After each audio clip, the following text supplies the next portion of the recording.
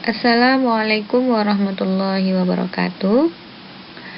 Anak-anak ibu yang ibu sayangi, yang belajarnya masih tetap semangat, walaupun belajar kita masih daring ya, ataupun belajar di rumah. Ibu doakan semoga anak-anak ibu senantiasa sehat selalu, tetap dalam lindungan Allah Subhanahu wa Ta'ala. Amin. Baiklah, untuk hari ini kita akan belajar tentang pelajaran bahasa Indonesia dengan ibu, yaitu Ibu Winda. Dengan materi hari ini itu tentang menentukan ide pokok.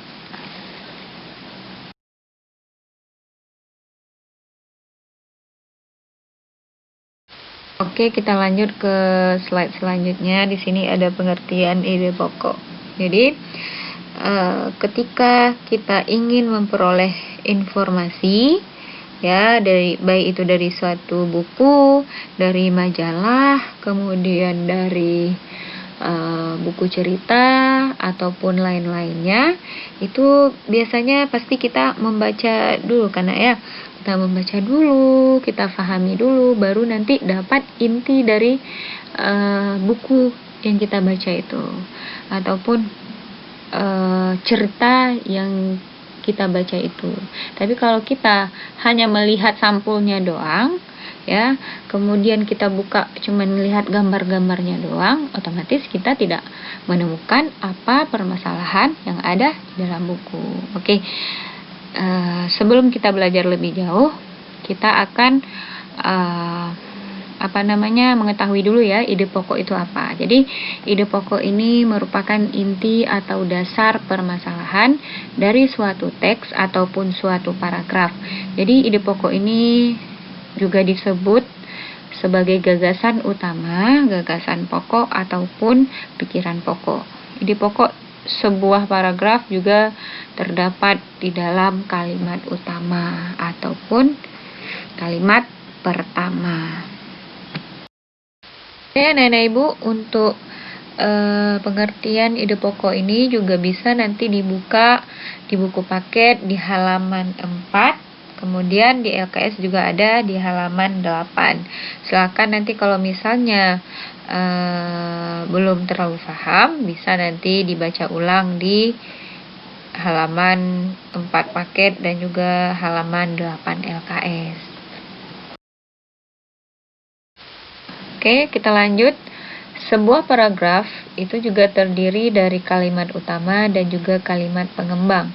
Jadi kalimat utama di sini adalah kalimat yang memuat ide pokok paragraf. Jadi setelah kita ketahui tadi, ide pokok itu merupakan inti atau dasar permasalahan dari suatu teks ya, yang akan diuraikan oleh beberapa kalimat yang lain dalam suatu paragraf. Jadi kalimat pengembang ini dia berfungsi untuk menguraikan, menjelaskan dan juga memerinci kalimat utama. Selanjutnya, letak kalimat utama pada sebuah paragraf. Oke, sebelumnya kita telah belajar tentang ide pokok dan juga cara menentukannya di dalam sebuah teks ya.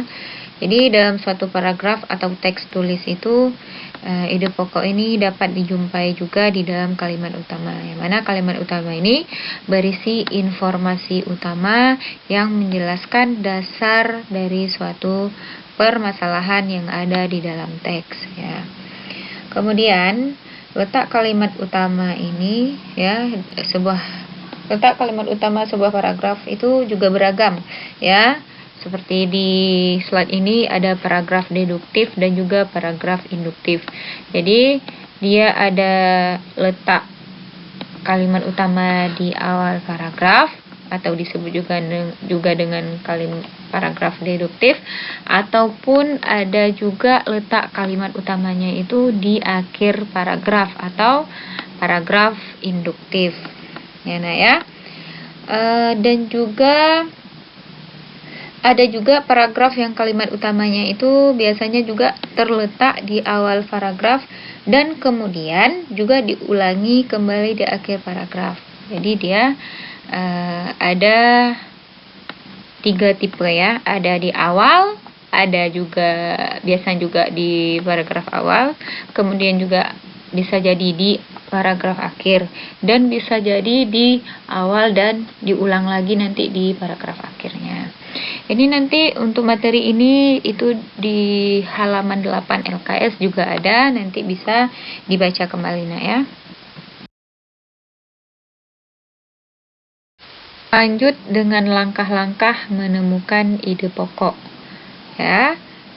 Di poin pertama di sini ada bacalah paragraf tersebut dengan seksama. Jadi intinya ketika kita hendak menemukan ide pokok di dalam suatu paragraf ataupun satu teks, kita baca terlebih dahulu. Kita baca, kita pahami, baru nanti dapat informasinya. Kemudian setelah kita baca, baru kita cermati kalimat pertama hingga akhir, ya. Kita pahami lagi apa sih makna dari ataupun tujuan dari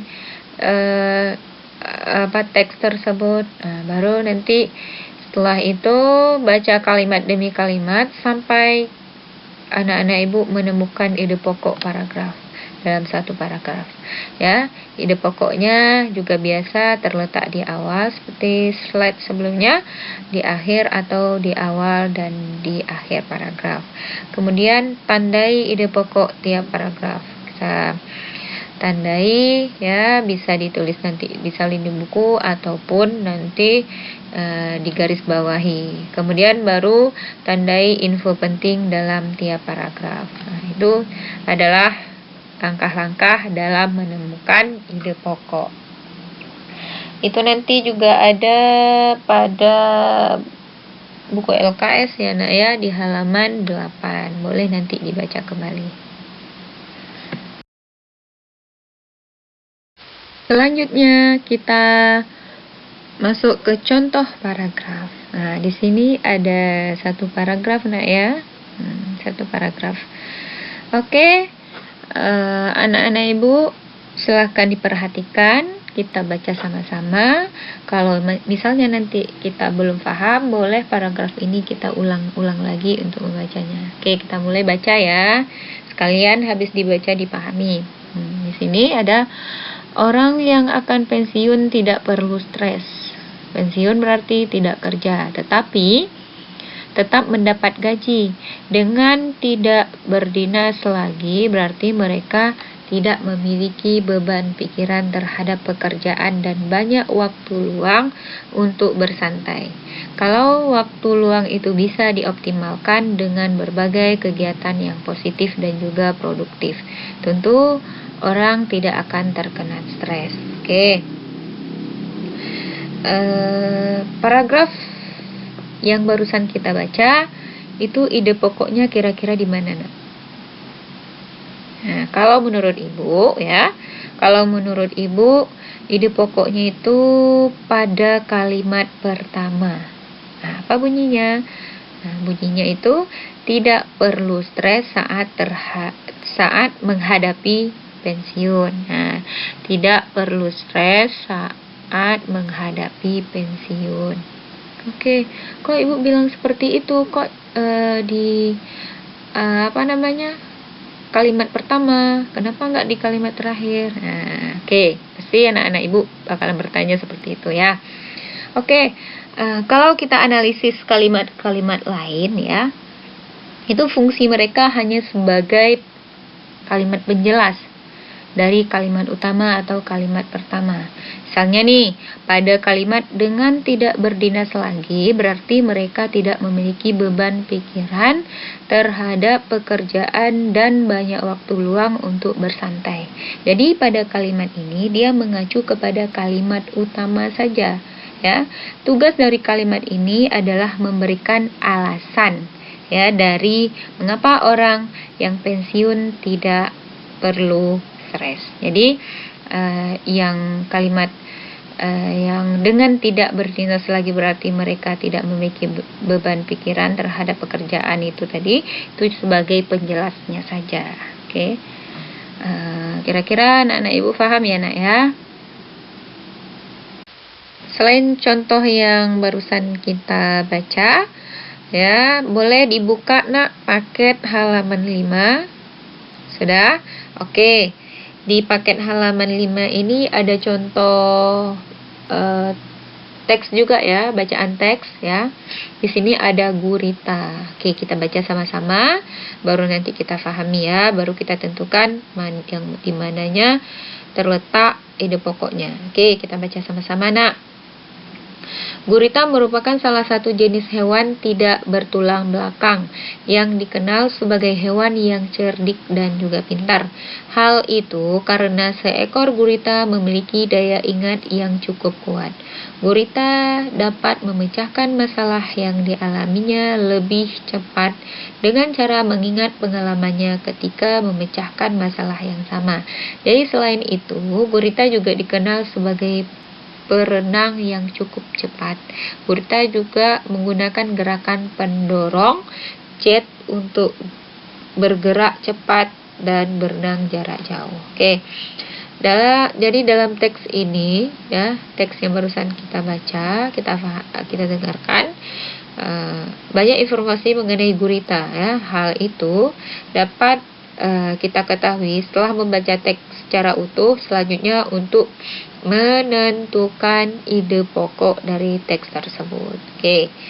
Sebelumnya kita perlu mencari kalimat utamanya ya, Nak ya. Nah, kalimat utama dari paragraf gurita ini dia terdapat pada kalimat pertama. Nah, kalimat pertama berarti mana bunyinya gurita merupakan salah satu jenis hewan tidak bertulang belakang yang dikenal sebagai hewan yang cerdik dan juga pintar. Jadi kalimat tersebut juga mengandung ide pokok. Yang mana ide pokoknya itu gurita merupakan hewan tidak bertulang belakang yang cerdik dan pintar. Jadi selebihnya dari kalimat utamanya berarti ataupun kalimat pertamanya itu berarti selebihnya itu adalah kalimat penjelas tentang gurita. Selanjutnya menentukan ide pokok dari cerita lisan. Otomatis ada yang menceritakan ya. Oke, kita simak dulu apa saja yang harus kita tentukan. Yang pertama, simaklah cerita yang diperdengarkan dengan seksama. Oke, nanti ada satu dari kawan kalian tampil ke depan, kemudian menceritakan teks ataupun paragraf yang akan disampaikan. Kemudian, yang kedua, tuliskan kalimat-kalimat inti dari cerita yang disampaikan kawanmu. Kemudian catatlah kalimat-kalimat tersebut. Nah, jika nanti yang diceritakan kira-kira itu penting, silahkan dicatat. Nah, kemudian dirumuskan juga ide-ide pokok berdasarkan kalimat inti yang telah kamu catat. Nah, yang terakhir, periksalah kesesuaian antara ide-ide pokok tersebut dengan cerita yang disampaikan oleh temanmu. Ini biasanya kita langsung kita praktek langsung di kelas. Nanti ada kawan kalian, salah satu dari kawan kalian itu tampil di depan dengan menceritakan teks ya. Kemudian anak-anak ibu lainnya mendengarkan, kemudian memahami, baru nanti mencatat poin-poin penting. Baru nanti di situ kita pecahkan, apa saja sih ide pokok yang di dalam itu, kemudian apa sih kalimat utamanya. Nah, di situ nanti bisa kita menentukan ide pokoknya dan lain-lainnya. Ini biasanya kita belajarnya langsung tatap muka, dan insya Allah nanti ketika pandemi ini sudah selesai ataupun kita sudah bisa tatap muka, insya Allah akan kita praktikkan. Jadi untuk materi menentukan ide pokok dari cerita lisan, silakan anak-anak ibu nanti membuka buku LKS halaman 17, bisa nanti dibaca-baca kembali. Slide selanjutnya ada kalimat utama dan kalimat penjelas. Sebelumnya juga kita sudah mengetahui apa tadi kalimat utama dan juga kalimat penjelas. Di sini kita disimpulkan kembali ataupun kita simpulkan sama-sama seperti halnya telah Ibu jelaskan sebelumnya, ya, kita ulang kaji kembali. Ide pokok itu tadi merupakan inti atau dasar permasalahan dari suatu paragraf atau teks. Jadi, ide pokok ini yang menjadi gagasan dasar dalam pembuatan sebuah paragraf atau teks dan dapat juga ditemukan dalam kalimat utama. Jadi, selain kalimat utama, dalam suatu paragraf atau teks juga terdapat kalimat penjelas. Jadi kalimat penjelas ini juga biasanya dia berisi informasi tambahan untuk menjelaskan lebih rinci hal-hal yang disampaikan pada kalimat utama. Ya, dialah yang menjelaskan. Jadi dari kalimat utamanya nanti tugas kalimat penjelaslah yang menjelaskan secara rinci lagi tentang paragraf ataupun teks tersebut.